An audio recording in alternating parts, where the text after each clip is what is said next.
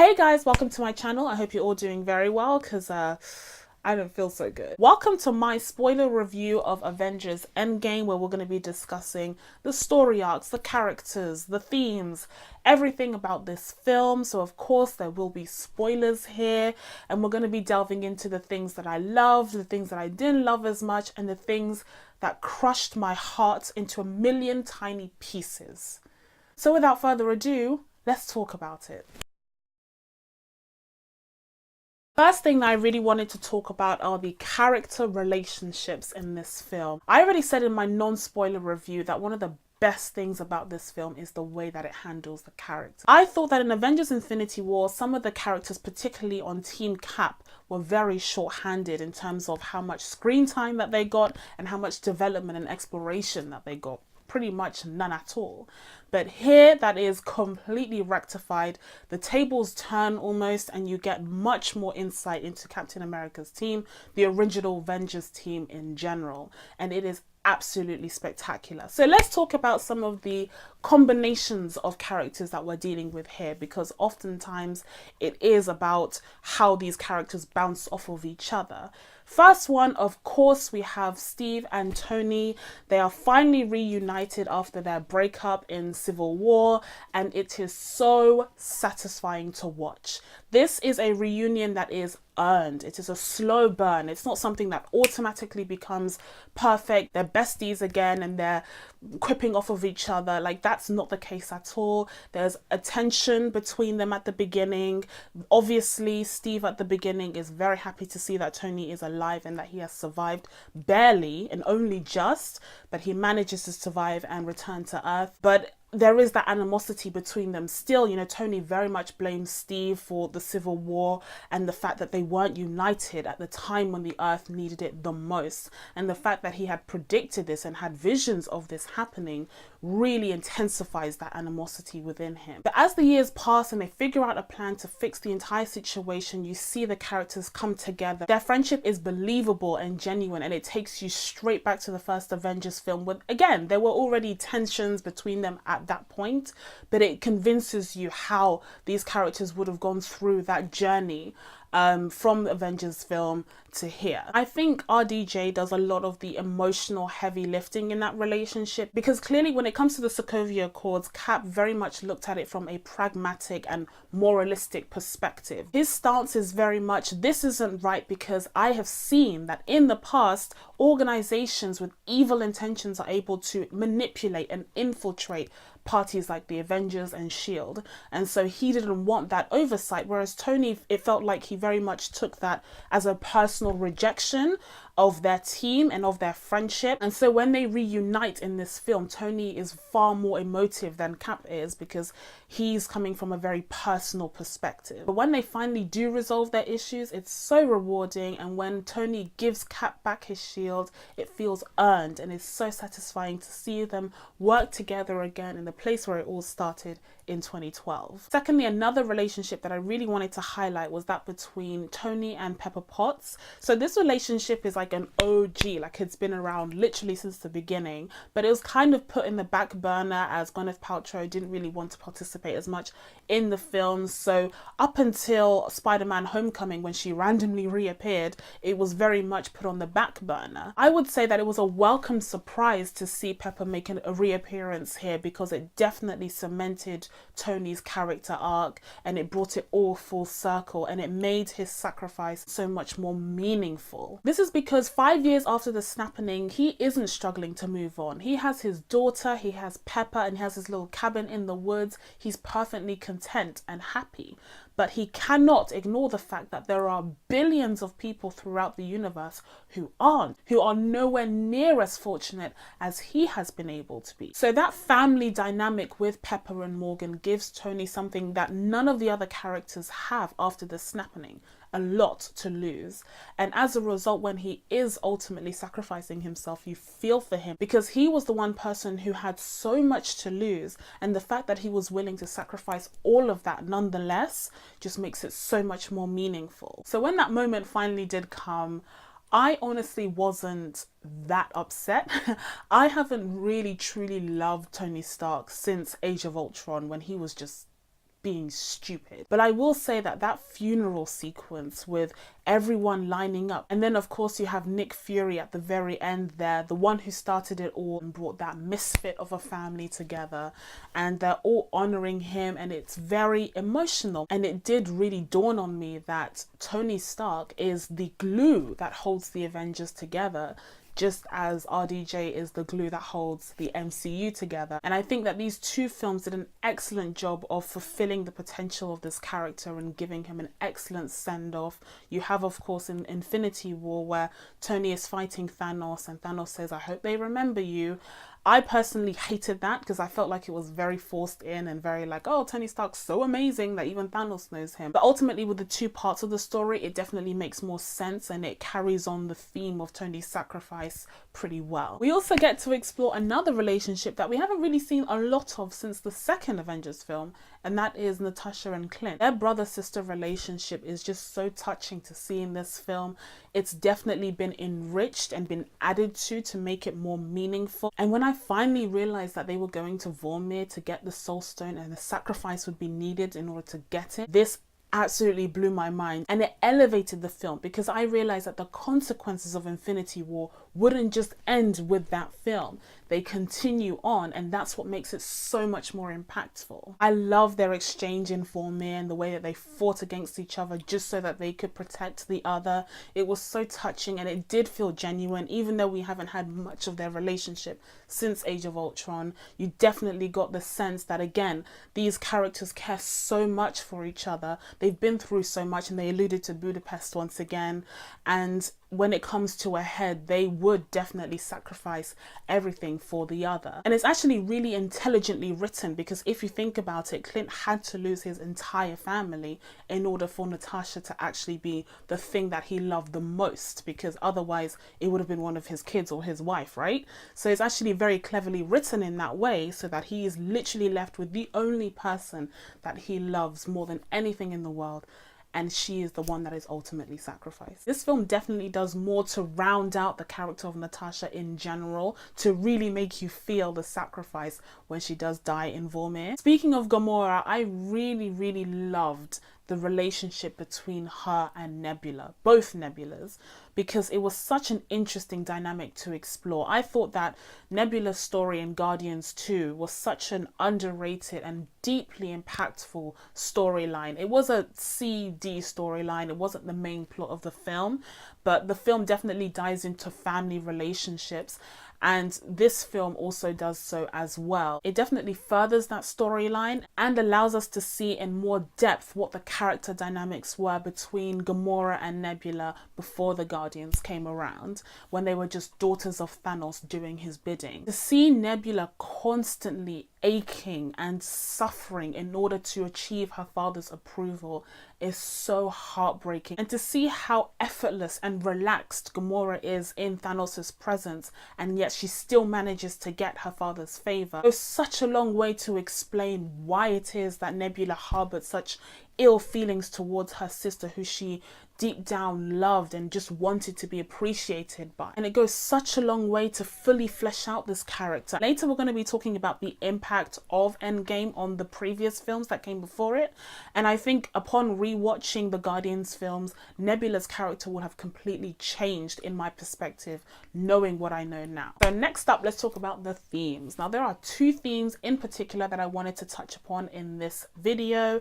Firstly, the theme of family. See that in so many different examples here, like Thor and Frigga, Tony and Morgan, Tony and Howard, Clint and his family, Scott and his daughter. Like, all of these familial relationships are definitely put at the forefront, and at the very center is this other misfit family that came together not by blood but by cause and by purpose, and that is of course the Avengers. And I think that's such a powerful message to have, especially at the close of this chapter. And I think it's so poetic that that family is held in just as high regard as the families that are based in biology. The second theme is moving on. Now this is a very difficult theme to get into, mostly because it's kind of a meta theme. It's about the characters moving on in the film when they're facing the consequences of Thanos' actions. And I also think it's about us moving on past this chapter of the MCU. So firstly, let's deal with the characters before this turns into a therapy session. You have Tony Stark, who's able to move on past the snapping and create a whole family for himself. Like I said earlier, that means he has so much more to lose than the other Avengers when he delves back into the mission. In contrast, you have Steve Rogers, who seems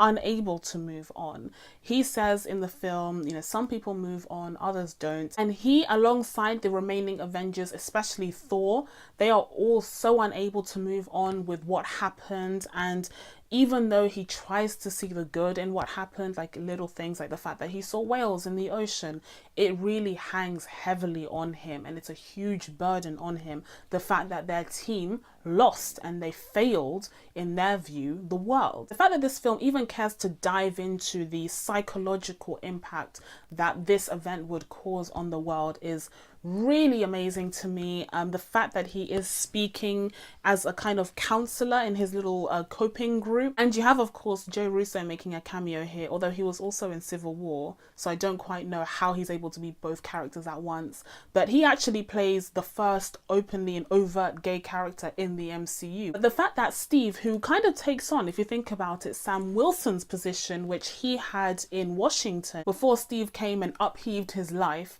it's very interesting to see him in that position trying to help others cope. In the meantime, he is unable to cope and unable to move on. And so it does give his story arc a very satisfying and poetic ending when he is able to finally feel fulfillment and belonging by returning back and going to Peggy, the love of his life, and living out the rest of his days with her. I was absolutely heartbroken at that scene. Now, I already said that when Tony Stark died, it was sad, but I wasn't really that upset because he's not my favorite character. He's quippy and he's hilarious and I like him, but when it comes to favorite characters that truly emotionally affected me, I always thought it was like the Winter Soldier. I would say Loki. I would say different people every week, but in that moment, I realized, no, you've been lying to yourself. Your favorite character is Captain America, and that scene has broken your heart into a million different pieces. I was just absolutely shell-shocked when I saw that and I realized that it was him when Bucky looks over and sees him. It's just the fact that it never occurred to me that that would happen. It never occurred to me that he would actually go back and live out his days with Peggy and come back as an old man. I was fully expecting him to die during the battle. I was like, yes, I'm ready, because everyone's telling me that Cap has to die. I'm ready for him to die, and I'd be really upset if he did, but I was expecting that. Somehow, seeing him as an old man who'd pretty much given up his life in the present in order to enjoy his days in the past because of his inability to move on, I feel like that had so much more of an emotional impact on me personally than if he had just died. Because then that sacrifice would have mirrored the sacrifice that he made in the first Avenger, whereas here it's different. It feels very much like he gave up on his life in the present and decided the only way that he would really be able to fulfill himself was to go back in the past. It also raises a few questions as to what he was doing in the past in order to ensure that nothing in the timeline was disrupted. How could he possibly live with himself knowing that whilst he was enjoying himself with Peggy, Bucky was out there suffering by the hands of Hydra? Like, there's all these different questions. I think all in all, in terms of just creating a send-off for this character, it was very unique. It was very unexpected. It broke my heart, again, into a million tiny pieces, but I think it's what truly brought this film to a whole different level and set it apart from any other comic book movie that I have seen. And finally, there is of course the huge theme of time travel. Now, they use time travel very differently in this film, and they make a point of saying just how the way that time travel works in other pop culture references doesn't really make sense. And I have been saying that for so long. I felt so justified in the way that they explained time travel here, because here it doesn't make sense either. But the fact that they were able to acknowledge that time travel just creates all of these paradoxes that never make sense, I just felt validated in that part. The references to Back to the Future, the sequences where they're trying to figure out how Scott can time travel and how everyone else can do the same, they were so fun, and the team bonding exercises were just brilliant. I absolutely love that. Those are my favorite parts of these films, and I think that they were executed brilliantly, still holding the gravitas of the situation at hand, but just bringing funny and joyful elements to it that just felt real. So now let's get into some of my favorite callbacks and Easter eggs in this film. So this is essentially a time traveling film where they basically explore the different story arcs within the MCU, and I think they did that absolutely brilliantly. The space heist part of the story was definitely my favorite. I absolutely loved it. I wanted it to go on for ever and ever. Some of my favorite parts were, first off, Captain America versus Captain America. I thought that was brilliant. Chris Evans is absolutely hilarious here. The fact that he's fighting against himself is just so well done, and the way that he's just able to make fun of himself and he says, I could do this all day. I just think it's such a creative way of integrating the old version of the character with the new. And of course we have to talk about that moment in Age of Ultron when he's able to slightly lift Mjolnir from the table, being fulfilled in the best way possible in this film. That moment had me on the edge of my seat. I was so excited. I couldn't believe my eyes. It was one of my favorite moments in all comic book movie history because it was just so amazing. The fact that there was a callback to that small scene that honestly was one of my favorite moments in the whole of Age of Ultron, and the fact that they managed to bring that back here in such a spectacular way, giving this character huge amounts of power, was absolutely phenomenal. You also had Tony Stark's parenting. That was also a very special moment in this film because we finally get to see what it would be like if he did have that life and what he would do differently to how his father treated him when he was younger. And the fact that he did have that reckoning with his father when they traveled through time was absolutely brilliant. It's just so well written and so well put together, and everything lines up to create such a fulfilling story arc. That moment when we get to visit New Asgard is also amazing. It was so hilarious to see Thor. Thor had really let himself go. It was just absolutely amazing. I think Chris Hemsworth did an amazing job there. It's just hilarious seeing him play Fortnite, seeing him, I mean, on the one hand it's so funny, but on the other he was truly depressed, and it was actually very interesting to see a character who was genuinely going through mental illness at that point, because he'd become an alcoholic, he'd become addicted to, binge eating, and it was funny in the superficial sense, but at the same time it did explore this character's psyche, which was touched upon in Infinity War. You definitely got the sense that this character was going through a lot more than he let on, that his bravado allowed him to let on. But in this film, all bets are off now that they have lost. He definitely allowed himself to go into the depths of depression, and it was really telling to see how the other Avengers had been introduced to them as this powerful and undefeatable god, only to be rendered to this hot mess of a situation. But that's what really added so much emotion and so much meaning when he finally reunites with his mother.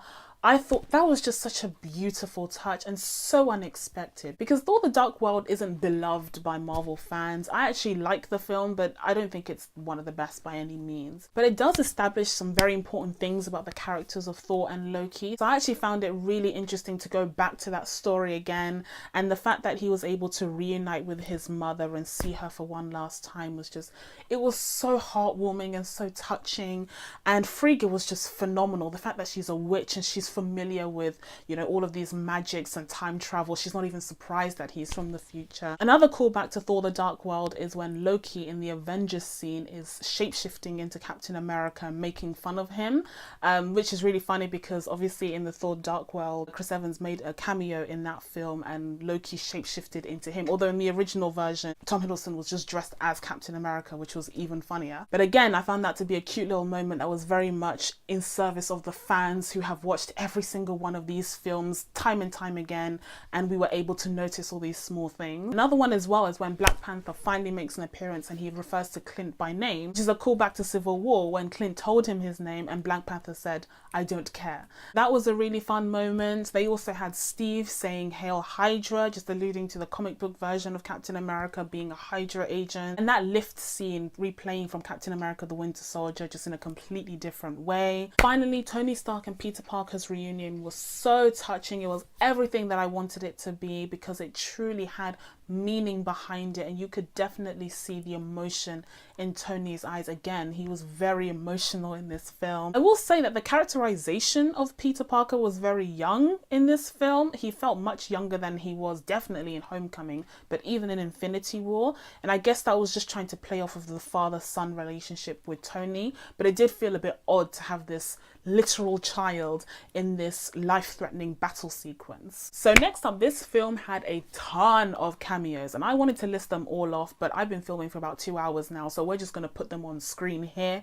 There are so many, and it worked so well to flesh out the world because these characters are revisiting different times in the scenarios that have already happened, and so those characters were there when they happened. And it's so amazing to see characters like Jane Foster and the Ancient One and Alexander Pierce appear in this film. It's incredible. I was mind blown by just how committed the entire cast was to recreating the feel of these original films. We even get a special appearance by Jarvis, who actually never made an appearance in the films but was in the Agent Carter TV show, and I very much appreciated that because I really liked that TV show.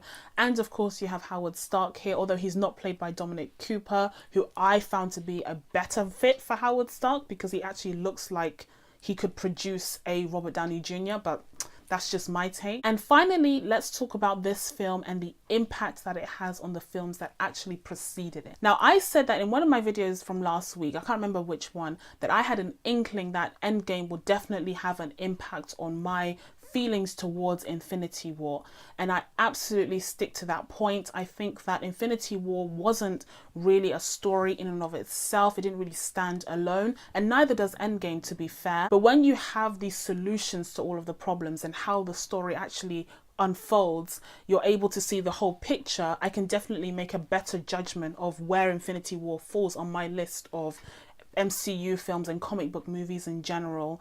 And I would say that whilst there are elements of Infinity War that I appreciate even more now that I've seen Endgame, particularly story arcs like the Hulks and Iron Mans, there are still things that I really disliked about Infinity War that haven't really changed, and I alluded to this in my non-spoiler review, but in particular Scarlet Witch and Vision.